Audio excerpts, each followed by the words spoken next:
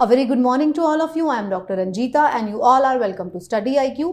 आज के इस लेक्चर सेट में हम लोग डिस्कस करने जा रहे हैं, रिवाइज करने जा रहे हैं साइंस को थ्रू MCQ. सो ये जो है इसका सेट नंबर 12 है. So let's start.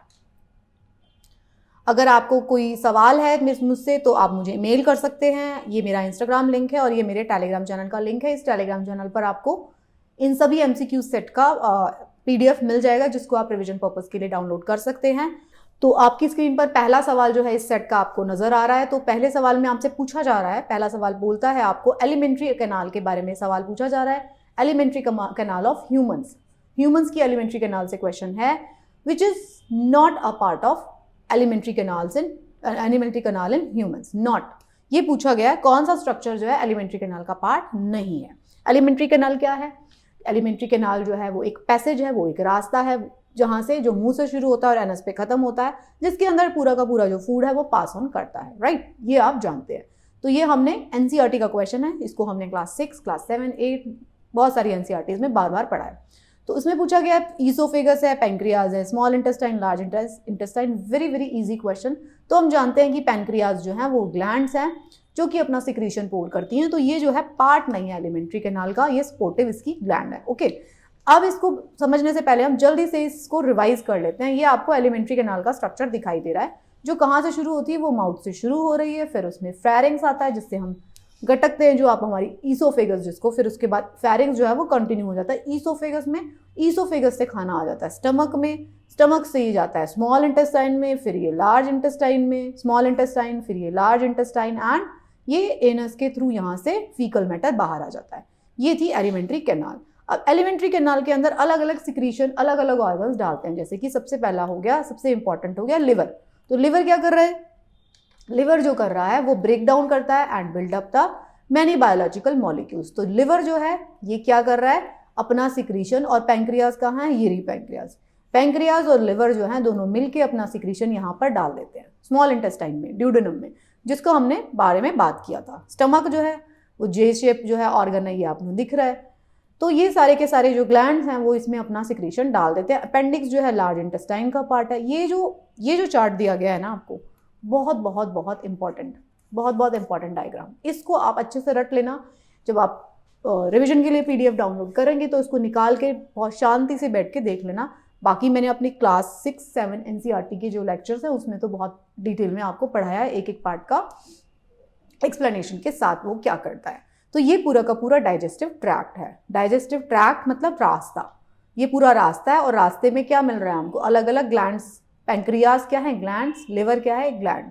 ये अपना अपना सिक्रीशन जो है इसमें डालते हैं. इसके सिक्रीशन की वजह से फैट का, प्रोटीन्स का, इन सब का डाइजेशन हमारी बॉडी में होता है स्मॉल इंटेस्टाइन में. तो इनके सिक्रीशन कहाँ आते हैं? स्मॉल इंटेस्टाइन में. राइट. तो दिस इज इजी क्वेश्चन. आप इसकी एक्सप्लेनेशन यहाँ से पढ़ लेना. बक्कल कैविटी से स्टार्ट है, oesophagus, stomach, small intestine, large intestine, anus, ये सारा का सारा डाइजेस्टिव ट्रैक है. साथ में जो आएंगी ग्लैंड्स, वो जो अपने जूसेस को डाल देंगे जिससे कि डाइजेशन का प्रोसेस होता है. दूसरा सवाल आपके सामने स्क्रीन पर दिखाई दे रहा है कि क्लोव जो होती है, लौंग, वो किसको रिप्रेजेंट करती है? UPPCS 2021 में पूछा गया सवाल है. सिमिलर क्वेश्चन को हमने सेट 1 या 2 में भी डिस्कस किया था. तो इसमें मैंने आपको बताया था कि जिन लोगों ने flower bird, terminal bud, accessory bird, ये सवाल नहीं था, उसके अंदर ऑप्शंस अलग थे. उसमें फ्रूट था, स्टेम था, ऐसा कुछ ऑप्शन दिया गया था. अब की बार इन्होंने, इनको लॉन्ग बहुत पसंद है. मैं आपको बता दे रही हूँ, जितने भी एग्जाम्स हैं, स्टेट PCS एग्जाम, इन सबको लॉन्ग लगता है. मुझे बहुत पसंद है क्लोव, कि घुमा घुमा के लॉन्ग से सवाल पूछते हैं. ठीक है.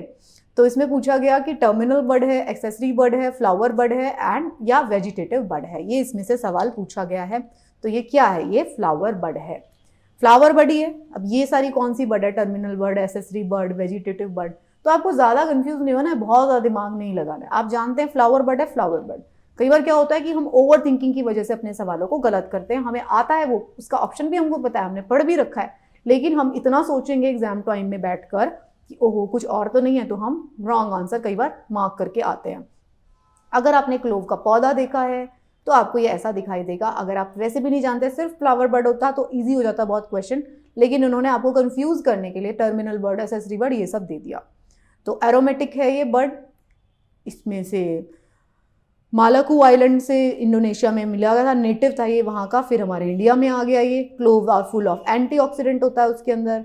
वो क्या क्या हेल्प करता है, हार्ट डिजीज से आपको बचाता है, ये सब आप इसकी कहानियाँ पढ़ लेना, राइट। बेनिफिट्स इसमें दिए गए हैं। उसके बाद ये देखिए, ये टर्मिनल बड क्या होती है, देखो टर्मिनल बड होती है ऊपर जो जाके टर्मिनल पे एंड करती है, टर्मिनल बड, उसका नाम ही टर्मिनल बड है। लेटरल बड यहाँ से निकलती है, एक्सिलरी बड्स होती हैं ये। लेकिन क्लोव क्या है, वो फ्लावर की बड है। फ्लावरिंग जब होती है प्लांट में तब उसके अंदर जो बड्स आती हैं वो ही है हमारी क्लोव बड, फूलों के साथ साथ आती है। तो एसेसरी बड नहीं है, टर्मिनल बड नहीं है, लेटरल बड नहीं है, ये कौन सी है, फ्लावर बड है, राइट। तीसरा सवाल जो आपको स्क्रीन पर दिखाई दे रहा है, उसमें पूछा गया कि कौन सा जो है रिस्पॉन्सिबल है, इसमें से कौन सा जूस जो है वो रिस्पॉन्सिबल है break down of starch into sugar during process of digestion. ये उसमें से पूछा गया है। बेसिकली कौन सा सिर्फ स्टार्च का जो है स्टार्च से शुगर का ब्रेक डाउन करता है। तो ये जो है हमने डाइजेशन वाले चैप्टर में सवाल किया था, ये अगेन एनसीईआरटी का क्वेश्चन, तीनों क्वेश्चन अभी तक एनसीईआरटी से ही है। बाइल जूस है, सलाइवा है, गैस्ट्रिक जूस है, पैंक्रियाटिक जूस है। अब हमने, अगर आपने ये चैप्टर मेरा ध्यान से पढ़ा होगा तो आपको पता है सलाइवा के अंदर होता है सलाइवरी अमाइलेज। तो सलाइवा के अंदर सबसे पहले स्टार्ट होता है डाइजेशन कार्बोहाइड्रेट्स का स्टार्च से माल्टोज, राइट। जो गैस्ट्रिक जूस होता है जो स्टमक के अंदर है, उसके अंदर सिर्फ और सिर्फ प्रोटीन का डाइजेशन होता है, राइट। पैनक्रियाटिक जूस, उसके अंदर बेसिकली जो डाइजेशन होता है वो प्रोटीन्स का, फैट्स का। बाइल के अंदर फैटी एसिड इनका डायरेक्शन होता था, स्टार्च का बहुत ही मिनिमल होता है, नहीं के बराबर। इंटेस्टाइनल एंजाइम्स जो होंगे वो ये सारे एंजाइम्स हैं जो ऑलरेडी इंटेस्टाइन में पड़े हुए हैं, उनकी बात है। बाइल जो लिवर से निकल रहा है उसके अंदर फैट का डाइजेशन होता है। पैंक्रियाटिक जूस में प्रोटीन और फैट का होता है बेसिकली डाइजेशन, लिवर से जो निकलता है उसमें फैट का डाइजेशन होता है। तो स्टार्च का डाइजेशन कहाँ पे हो रहा है, एक तो माउथ में हो रहा है और दूसरा इंटेस्टाइन के फर्स्ट पार्ट में जो एंजाइम्स पड़े हुए हैं वहां पर हो रहा है। तो जो स्टार्च जो डाइजेशन हो रहा है, अमाइलेज जो एंजाइम है वो सलाइवा के अंदर पड़ा था। जो बाकी के एंजाइम्स थे जो कि फैट स्टार्च का डाइजेशन कर पाते हैं इंटेस्टाइन में, वो ऑलरेडी इंटेस्टाइन का पार्ट है।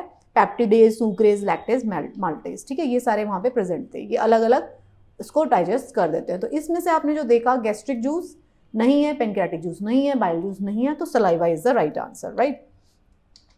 नेक्स्ट सवाल जो आपको, अच्छा ये जो चार्ट दिया गया है इसको आप रट लेना, जब आप रिवीजन करोगे तो रट लेना। अगला सवाल जो है वो यूपीएससी के सीएपीएफ एग्जाम में पूछा गया, 2021 में लेटेस्ट सवाल है।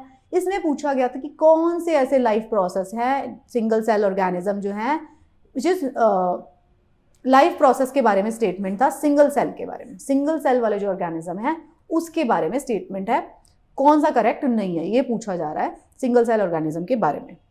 पहला स्टेटमेंट देख लो, they require separate organ for food uptake. अब तुम ये सोच के बता दो कि जो सिंगल सेल वाला ऑर्गेनिज्म है उसकी एक ही सेल है, कोशिका उसके पास एक ही है, तो उसके पास कौन सा अलग सा ऑर्गन होगा, नहीं हो सकता ना, उसके पास अलग सा ऑर्गन हो ही नहीं सकता। तो सबसे पहली स्टेटमेंट ही आपको पता चल जाएगी। फिर भी चलो हम दूसरी स्टेटमेंट, तीसरी स्टेटमेंट पढ़ लेते हैं। Separate organ is not needed for respiration, एकदम सही, सेपरेट ऑर्गन चाहिए नहीं उनको। Waste and exterior material is produce by these organism, obviously जो भी जिंदा है वो वेस्ट मटेरियल तो प्रोड्यूस करेगा ही।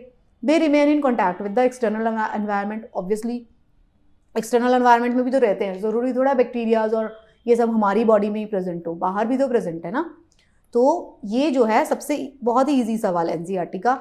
दे require separate organ for food Uptake, एक ही सेल है उसके अंदर कौन सा उसका अलग से माउथ होगा, नहीं होगा। अमीबा आप जानते हैं, हमने उसमें पढ़ा था।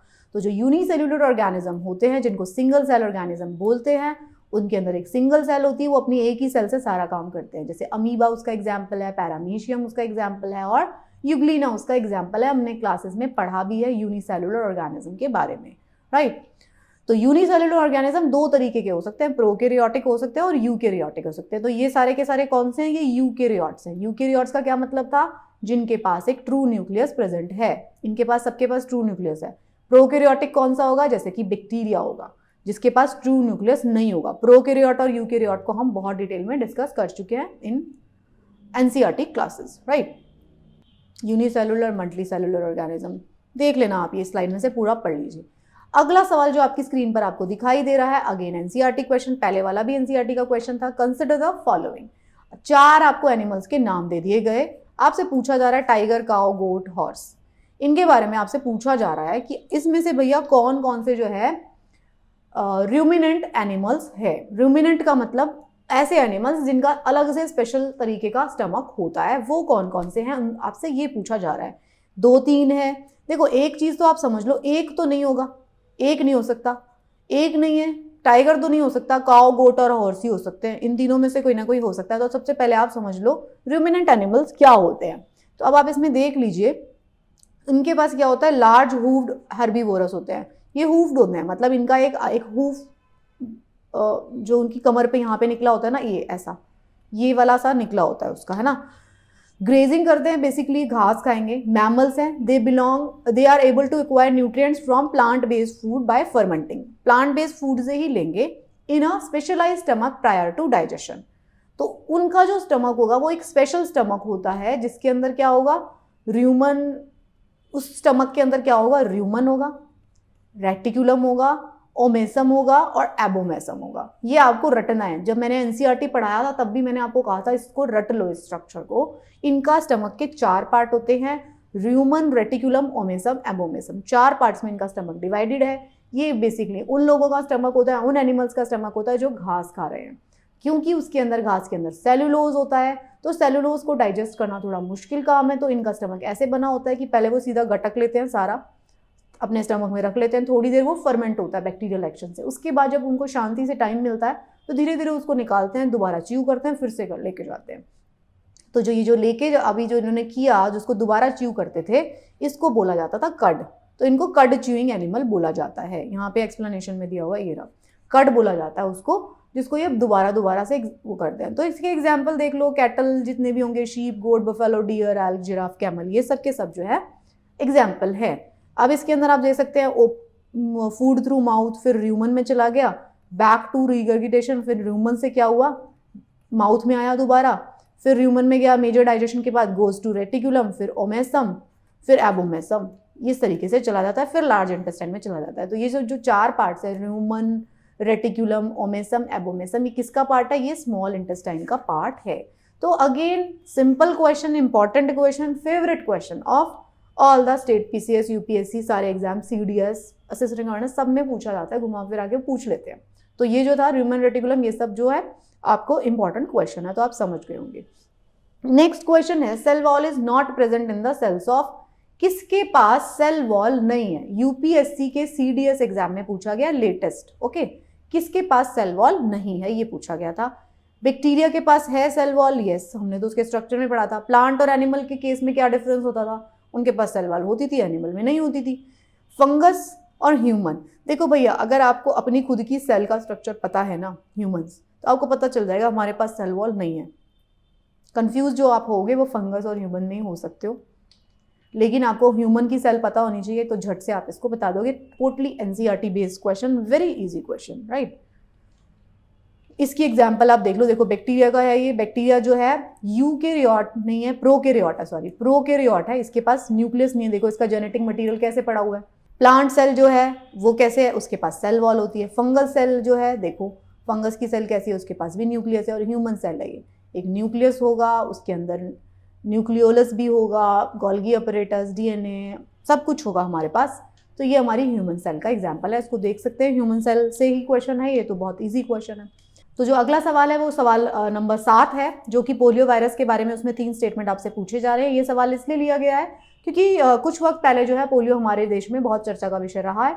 तो पोलियो क्या है, कम्युनिकेबल डिजीज है, मतलब क्या ये एक पर्सन से दूसरे पर्सन में फैलती है।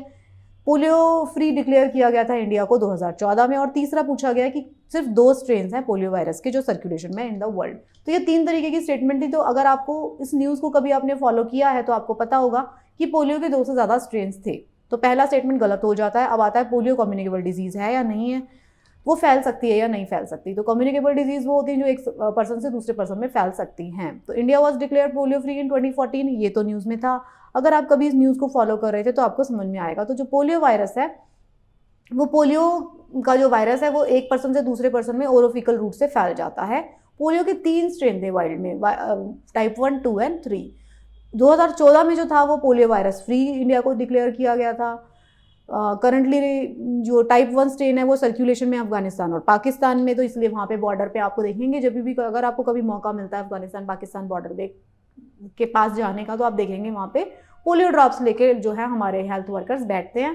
कि अगर किसी को नहीं लगा हुआ, कोई छोटा बच्चा है, तो उसे पोलियो ड्रॉप जरूर पिलाई जाती है, राइट। तो पोलियो वायरस जो है वो एक पर्सन से दूसरे पर्सन के थ्रू फैल जाता है फीकल मैटर के थ्रू। तो अगर हम बात करते हैं वायरस की, तो वायरस के बारे में आप अच्छे से जानते हैं, वो किस तरीके से स्प्रेड करते हैं। अगर इसमें बात हो रही है पोलियो वायरस की, तो पोलियो वायरस जो है क्योंकि चर्चा में था, जो जो चीजें चर्चा में होती है उसके बारे में आपको पढ़ना जरूरी है, राइट। आसान सवाल, इस चार्ट से आप देख सकते हैं कि पोलियो वायरस किस तरीके से स्प्रेड करता है, एंटर करता है बॉडी में, सेटल हो जाता है, फिर इन्फेक्टेड स्टेट में आ जाता है, अटैक करता है बॉडी के नर्वस सिस्टम को। तो ये आप चार्ट में से पढ़ लीजिए। अगला सवाल जो है सवाल नंबर 8 जो है CAPF एग्जाम 2021 में पूछा गया था। तो उसमें पूछा गया था कि कौन सा जो है मेटल रिएक्ट नहीं करता ऑक्सीजन, वाटर एंड एसिड से।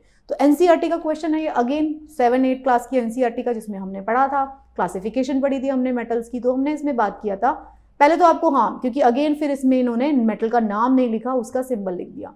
तो सोडियम, कॉपर, आयरन और गोल्ड। तो ये गोल्ड है। तो मैंने आपको कहा था जो कॉमन मेटल्स हैं और जो नॉन मेटल्स हैं उसके बारे में आपको जानना सिंबल्स के थ्रू भी जरूरी है। तो इसका एग्जाम्पल, इसका जो आंसर है वो गोल्ड है, तभी उससे ज्वेलरी बनाई जाती है। तो गोल्ड जो है उसको हम क्या कहते हैं, नोबल मेटल हम उसको कहते हैं। प्लेटिनम को भी नोबल मेटल कहते हैं। क्यों कहते हैं? क्योंकि ये ऑक्सीजन, वाटर और एसिड से रिएक्ट नहीं करते। सोडियम जो है वो वाटर से बहुत जल्दी रिएक्ट करता है, कॉपर वाटर से रिएक्ट करता है, आयरन तो कॉपर, वाटर, ऑक्सीजन दोनों से रिएक्ट करता है। तो this was again a very easy question from NCERT। Nobel metal जो है वो भी एक फेवरेट टॉपिक है एग्जामिनर्स का, तो वो इसमें से घुमा फिरा के सवाल जरूर पूछते हैं। आसान सवाल फ्रॉम NCERT। अगला सवाल है जीका वायरस के बारे में, सवाल नंबर 9। तो वायरस की जो अंडरस्टैंडिंग है वो आपको मेरी NCERT क्लास से अच्छे से हो गई होगी, किस तरीके से वो स्प्रेड करते हैं। जीका वायरस जो है क्योंकि न्यूज में है इसलिए आपसे पूछा जाता है, पूछा जा रहा है, स्टेटमेंट है कि जो वायरल डिजीज है वो ट्रांसमिट होती है सेम मॉस्किटो से, जीका वायरस, जो कि ट्रांसमिट करता है डेंगू। तो अगर आप करंट अफेयर्स को पढ़ते हैं, जानने की कोशिश करते हैं, तो आपको इस मच्छर का नाम बार बार सुनने को मिलेगा, राइट। तो ये एडिस एजिप्टी मच्छर होता है। एडिस एजिप्टी जो स्पीशी है मच्छर की, वो स्पीशी है जो कि चिकनगुनिया भी करती है, वही स्पीशी, डेंगू भी वही करती है, और जीका वायरस भी वही सेम मच्छर टाइप जो है वो ट्रांसमिट कर सकता है।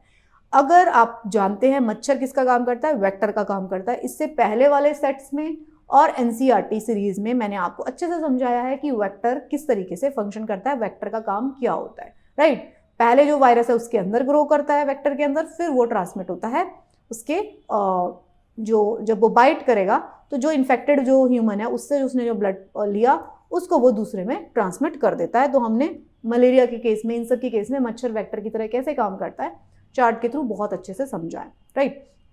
तो Zika virus question is again a question in news, आसान क्वेश्चन है, राइट। ये इस चार्ट से आप पढ़ सकते हैं जीका वायरस का लाइफस्टाइल पूरा कैसा है, कैसे कैसे वो ट्रांसमिट होता है। सेक्सुअल ट्रांसमिट डिजीज से सेक्सुअली ट्रांसमिट होता है, यस, हो सकता है। आखिरी सवाल जो है इस सेट का, UPPCS 2021 में पूछा गया सवाल है, कौन से पेयर को करेक्टली मैच नहीं किया गया। पेयर में क्या है, सारे वाइटामिन हैं। बहुत आसान सवाल, NCERT क्लास 6 और 7 से पूछा गया सवाल है, आप अच्छे से जानते हैं। विटामिन ए ऑरेंज से नहीं मिलता हमको, विटामिन ए मिल्क से मिलता है, मिल्क प्रोडक्ट से मिलता है, कैरेट से मिलता है हमको। तो अगेन बहुत आसान सवाल और बहुत ही इंपॉर्टेंट सवाल। विटामिन जो है आपको, मैं इसको 7 स्टार लगा देती हूँ। विटामिन जो हैं आपको अच्छे से पढ़ने हैं। विटामिन का सोर्स क्या है, विटामिन का नाम क्या है, कौन से विटामिन से क्या डेफिशिएंसी डिजीज होती है, ये सारी की सारी चीज़ें जो है आपको बहुत अच्छे से रटनी है। जब जब विटामिन का क्वेश्चन आता है मैं बहुत ज़्यादा एम्फेसिस आपको देती हूँ। तो अगेन NCERT का एकदम आसान सवाल, विटामिन ए हमको मिलता है मिल्क प्रोडक्ट से, एग से, फिश से, कैरेट्स एक्सेट्रा से। विटामिन सी मिलता है हमको सिट्रस फ्रूट से, ऑरेंज, लेमन, ये सब चीज़ों से। विटामिन बी हमको मिलता है chicken, red meat, cheese, milk, इन सब चीज़ों से मिलता है। विटामिन इन सनफ्लावर ऑयल, सोयाबीन, इन सब चीज़ों से मिलता है। So again a very easy question. So I hope आपको ये सारे जो क्वेश्चन है उससे काफ़ी सारी लर्निंग हुई होगी। साथ में लर्निंग के साथ साथ आपको ये समझ में आ रहा होगा कि एग्जाम में क्वेश्चन किस तरीके से पूछे जा रहे हैं, आपको किन लाइंस पे प्रिपरेशन करनी है। सारे के सारे 10 के 10 सवाल NCERT से ही थे, और अगर NCERT के बाहर से कुछ टॉपिक था तो वो था करंट अफेयर्स से, right. So thank you so much. I hope आप इस सीरीज को एंजॉय कर रहे हैं और आपकी बहुत सारी लर्निंग भी हो रही है। पढ़ते रहिए and best of luck for your preparation.